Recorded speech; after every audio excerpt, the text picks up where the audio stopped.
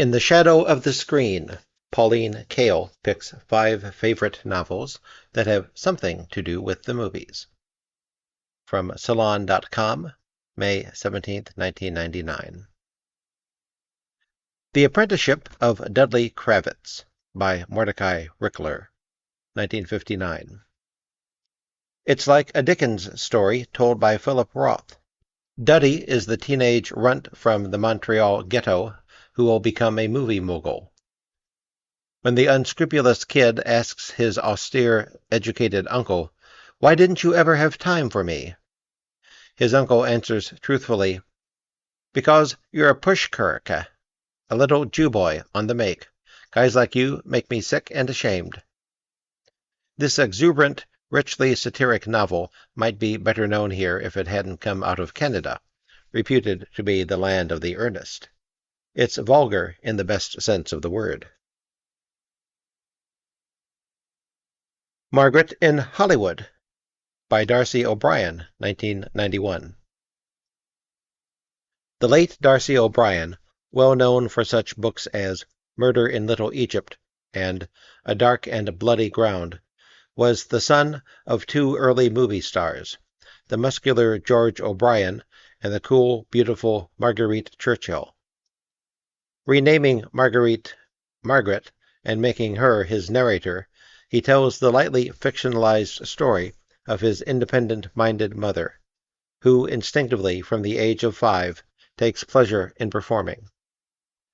He tells it in a succinct, level-headed way. He may be the least fussy of all the writers who have tackled sensational material. He's not inspired, but he's blessed with good sense. Paradise Fever by Ptolemy Tompkins, 1997. The author, the son of Peter Tompkins, who co-wrote The Secret Life of Plants, writes in the first person. Technically, I suppose, it's a memoir, not a novel. But whatever you call it, he's got a gift. The boy, Tully, who has deeply confusing feelings about his pop guru father, is hooked on the hidden forces in grisly horror movies. Monsters like the creature from the Black Lagoon and the ghouls in Night of the Living Dead are his special infatuation. He's haunted by them. At the end, the author seems to pull back from what he has been digging up, but the first 2/3 have an unusual kind of intellectual suspense. 3 Squirt Dog by Rick Ridgway, 1994.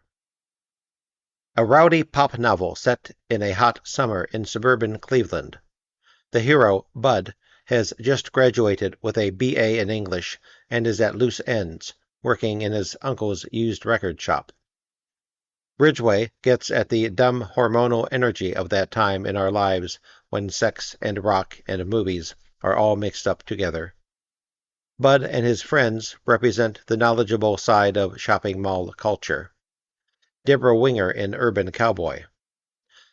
Ow, if you laid all the boners raised by that actress end to end, you'd have a monorail to Mars. White Hunter, Black Heart by Peter Viertel, 1953.